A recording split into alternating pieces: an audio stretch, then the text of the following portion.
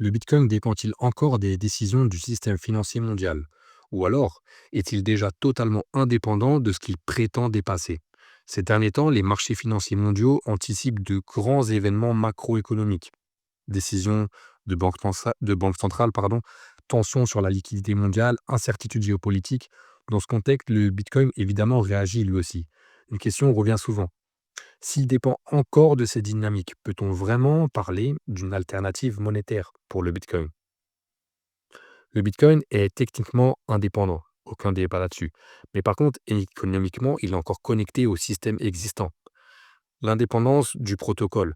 Le Bitcoin n'attend aucune autorisation pour fonctionner.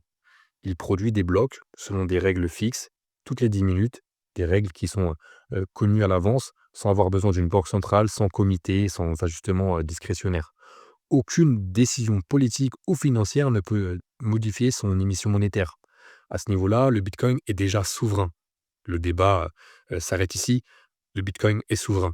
Mais ce qui dépend encore du système, ce ne sont pas les règles, mais c'est les utilisateurs par contre. La majorité des acteurs achètent et vendent du Bitcoin avec de la monnaie fiduciaire. Ils dépendent donc des taux d'intérêt, de la liquidité, du crédit. Quand le système se contracte, ces acteurs ajustent leur position et le prix du Bitcoin va y réagir. Ce lien est humain et économique, il n'est pas technique. La véritable indépendance du Bitcoin ne viendra donc pas d'un découplage soudain des marchés.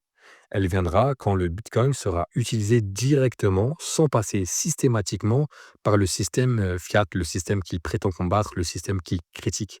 Épargne, échange, transmission de valeur, plus l'usage sera direct, moins les décisions externes auront d'impact sur sa perception économique.